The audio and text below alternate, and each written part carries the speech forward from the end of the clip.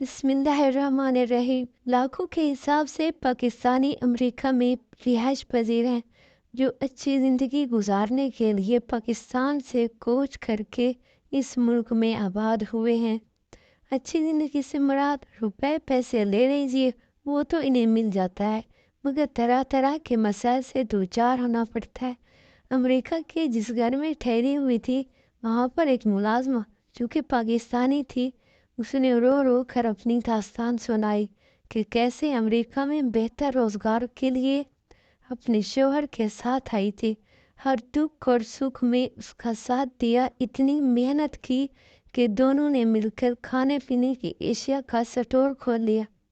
देखते ही देखते इसके दिन फिर फिर गए। हालात इतने अच्छे हो गए कि बीवी ने स्टोर में जाना बंद कर दिया और घरदारी में मसरूफ़ हो गई थी। लड़के जो कि जवान होने को थे, अच्छे स्कूलों में पढ़ रहे थे कि अचानक मियाँ को क्या सूझी कि उसने दूसरी शादी कर ली। लेकिन बीवी को इस बात की खबर तक न होने दी, यहाँ तक कि उसे तलाक भी दे दी। एक रोज़ उसके बेटे ने माँ से कहा, अम्मी आपको मालूम है कि डैडी ने दूसरी शादी कर ली और आपको तलाक दे दी है। ये सुनकर इस खातून के होश जाते रहे। जांच पड़ताल की तो वाकई इसके शौहर ने इसे तलाक दे दी थी। जब शौहर से इसने एहतजाज किया तो उसने अपने घर से निकाल दिया था और वो बेचारी दर बदर पाकिस्तानियों के घरों में जाकर पार्ट टाइम खाने बनाने लगी थी। इस खातून को मैंने अपनी मेज़बान के घर में देखा तो वो शक्ल सूरत से बिल्कुल भी मुलाजमा दिखाई नहीं दे रही थी।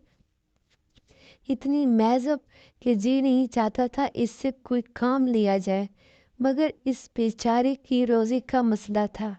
मेरा जी कट कट कर रह गया था। मैंने इससे पूछा, जब उसने दूसरी शादी की थी तो हमें यहाँ की इंतज़ामिया से मदद लेनी चाहिए थी। यहाँ के कानून के मुताबिक आधा हिस्सा हमें जाना था। वो आंखों में आंसू भरते हुए गोया हुई, उस शख्स ने इतनी मोहलत ही नहीं दी कि मैं यहाँ की इंतज़ामिया को बता सकती। बेचारों मददगार बच्चों समेत अलग पाकिस्तानी घर में पनाह लेने पर मजबूर हूँ। मुझे तो निकाल दिया था, मगर बच्चों को भी अपने पास नहीं रहने दिया। उनको भी मेरे हमरा घर से बाहर निकाल दिया। बच्चे बेचारे इस काबिल नहीं कि कुछ कमा सके। मैं मेहनत मजदूरी करके उनको पढ़ा रही हूँ। जो कि किसी काबिल हो जाते तो अपने शौहर पर मुकदमा दायर करके अपना हिस्सा लूँगी। मेरे मालिक बहुत अच्छे हैं, वो मेरा साथ देने के लिए तैयार है। दरअसल उनके दो छोटे बच्चे हैं जिनकी मैं उनकी गैर मौजूदगी में देखभाल करती हूँ। वो दोनों मुलाजमत करते हैं। उन्होंने मुझसे वादा किया हुआ है कि मेरा हक दिलवा कर रहेंगे। ठीक है, हक तो मिल जाएगा, मगर शौहर तो हाथों से निकल गया। वाकई तुम ठीक कहती हो, मगर ऐसे शौहर के पास रहने से लायदगी ही अच्छी है।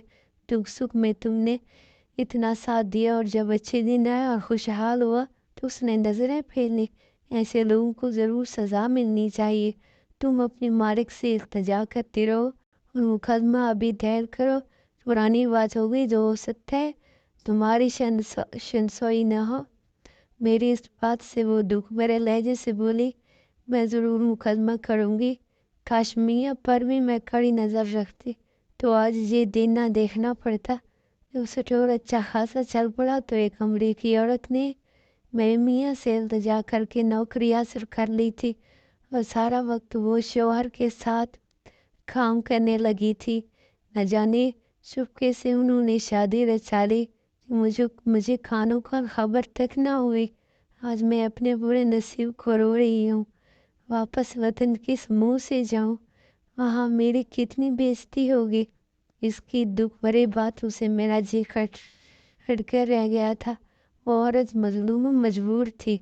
न जाने ऐसी कितनी औरतें मजलूम होंगी।